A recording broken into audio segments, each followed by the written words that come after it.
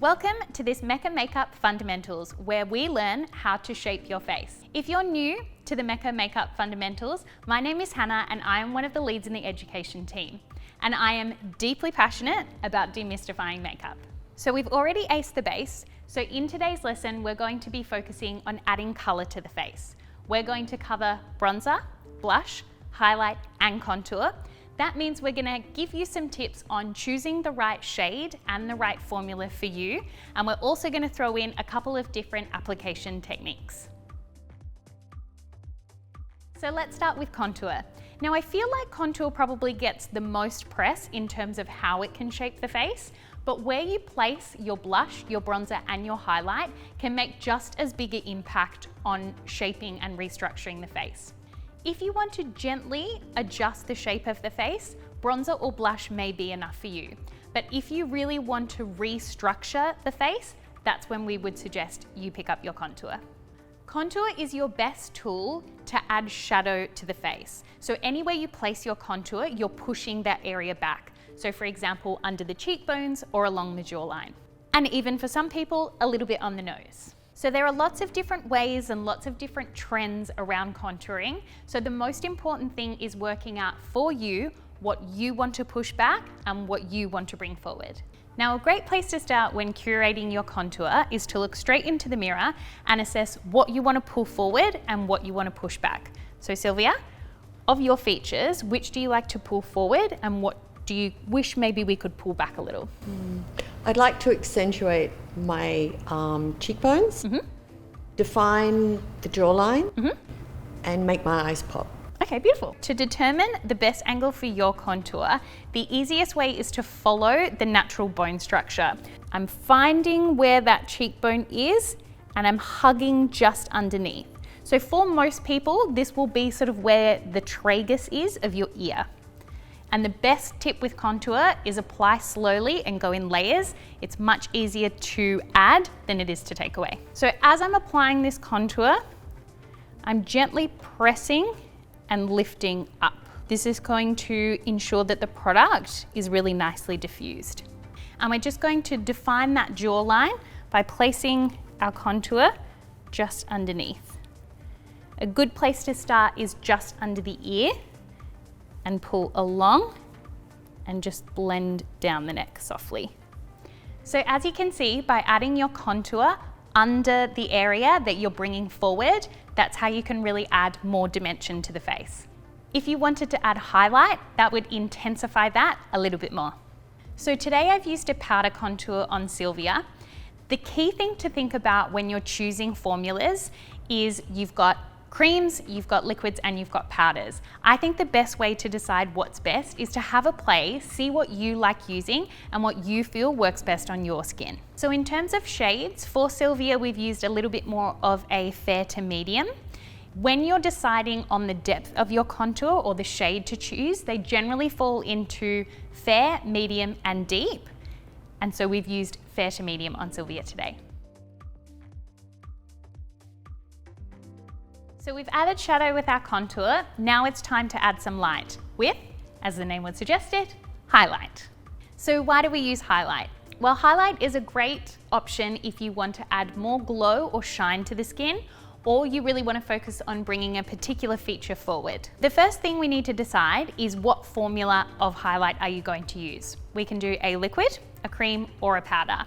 Now, a liquid is great if you want to place it underneath your foundation. It gives overall glow and it's really the radiance is kind of coming from underneath the skin. A cream is a great option if you like more of a natural sort of soft sheen to the skin. It's also a great one if you are a little bit more on the dry side. Powder highlights are great if you want that really beaming highlight. You want to apply with a brush and really sort of buff it onto the skin. I tend to opt for a powder highlight on people as well if they are wearing more of a full coverage and matte foundation. So determining which highlight shade is going to be right for you is very much determined by your skin tone or the kind of vibe or energy you want to bring to your makeup look. So for a cool, fair skin tone, we'd opt for more of a silver highlight. For a medium skin tone, we could opt for more of a champagne. For a deep, cool skin tone, we'd opt for something that's a little bit more bluey based. And then for a warm, deeper skin tone, that's when we'd be reaching for those really beautiful, rich golds. And if you want to add a little bit more fun, opt for something that's got a little bit of extra color to it, and that will give you a really interesting ethereal look to your makeup. So application tips on highlighter. The first thing we need to do is work out what we're going to highlight. So Sylvia, what areas of your face do you like to accentuate? I'd like to accentuate my cheekbones, my Cupid's bow, and the inner part of my eyes. Yeah, beautiful. Yeah. Okay, great. So we've got a cream highlight that we're using today. I like to use my fingers when I'm applying cream highlight. It just means that you can really warm it and press it into the skin and just melt all of the products together. I've chosen the cream formula for Sylvia today because we really want to keep that radiant, juicy look to the skin. We want to make the skin look as hydrated as possible.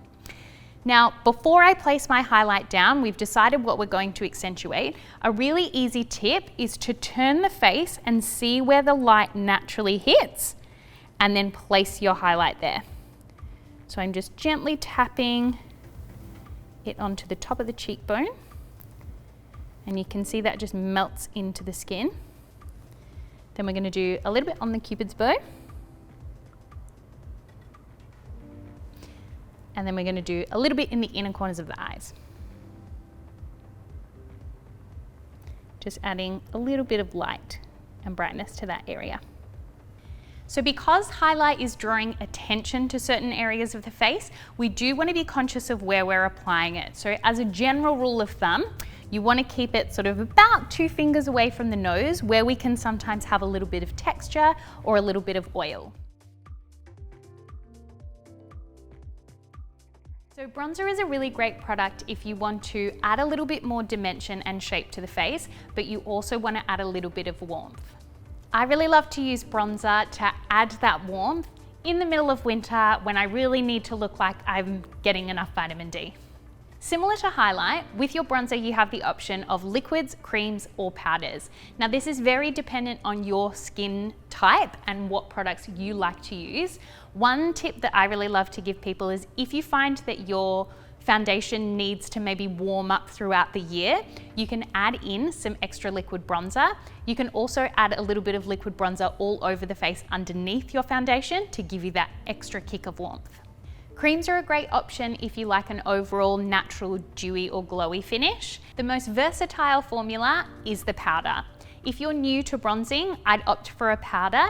Use a fluffy brush and you can really gently just dust it over the skin. Opt for a matte bronzer if you want to maintain that velvety effect on the skin. Grab something that's a little bit more luminous if you want to really intensify the glow. So we've added a little bit of dimension to Sylvia's face using some contour and some highlight. So now we're going to kind of marry those two things together and add a little bit of extra warmth using our bronzer. So a bit of a foolproof application technique with bronzer is to think about doing a number 3. So you're hitting around onto the cheekbone and then under the jawbone. I'm going to apply. And you're basically just hitting where the sun would touch those high points. Or another way to think about it is in between your contour and your highlight. So we can enhance the cheeks by adding a little bit more bronzer just along the top part of the cheekbone. Another great application tip, if you want to give that really sun-kissed, beachy sort of look, is to actually take a little bit of the bronzer across the center plane of the face. So just kind of along the nose, just gently on the cheeks. So to ensure that your bronzer applies really smoothly and has that diffused effect on the skin, I usually opt for more of a fluffy brush, and the size is really dependent on the size of your face. We've talked a lot about the cheeks, but another area of the face that Sylvia wanted to feature was her eyes. So you can use your bronzer here as well. So taking a larger fluffy brush, close for me, you can sweep it across the lid, or if you want to be a little bit more targeted, you can use a fluffy eyeshadow brush and apply it all over the lid and into the crease.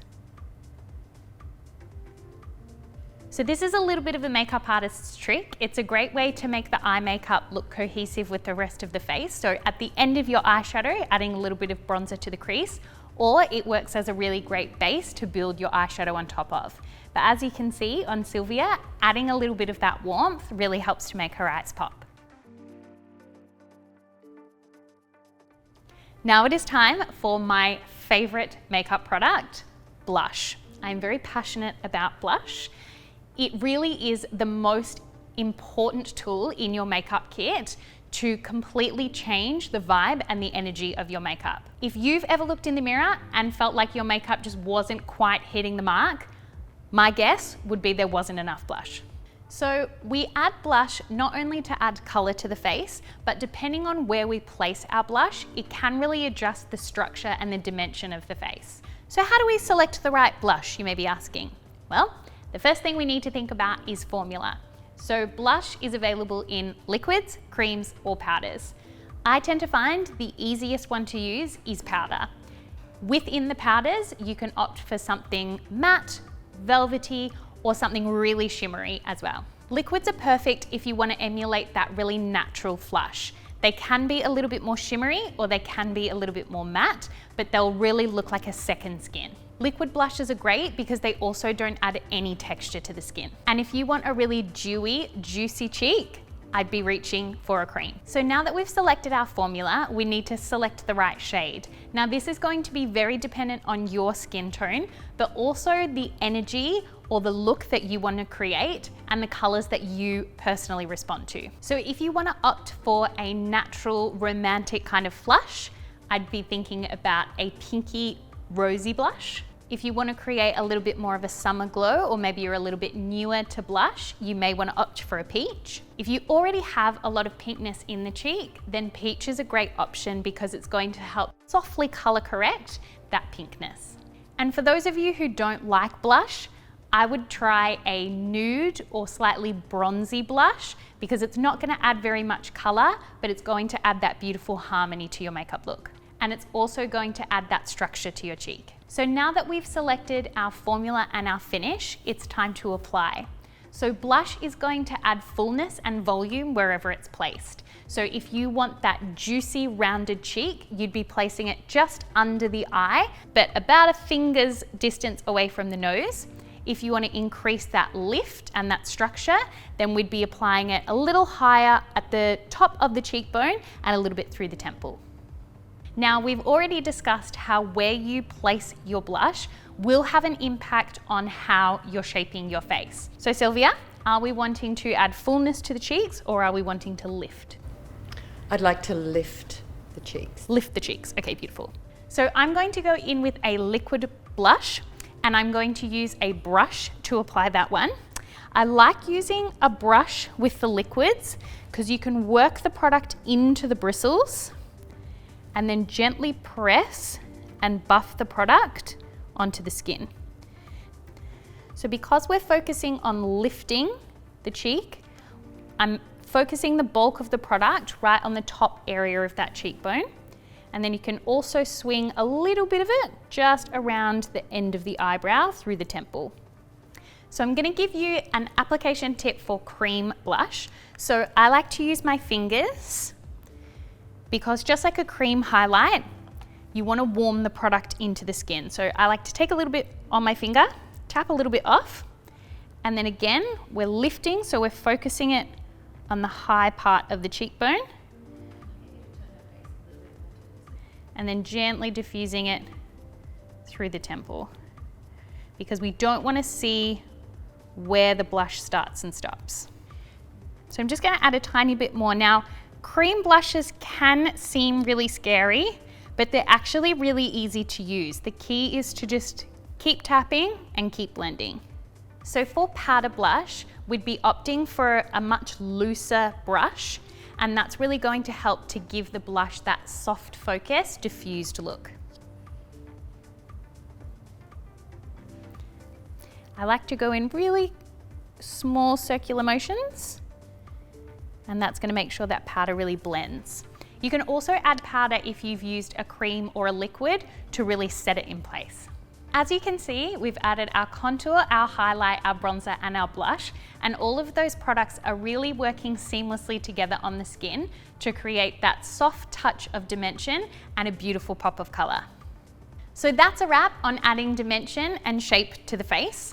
In today's lesson, we have covered formulation and shade choosing tips, as well as some tips on application. If you'd like to find out more, stay tuned for our next Makeup Fundamentals Masterclass, or head into your local store and chat to a team member, or jump onto the Mecca website. See you next time.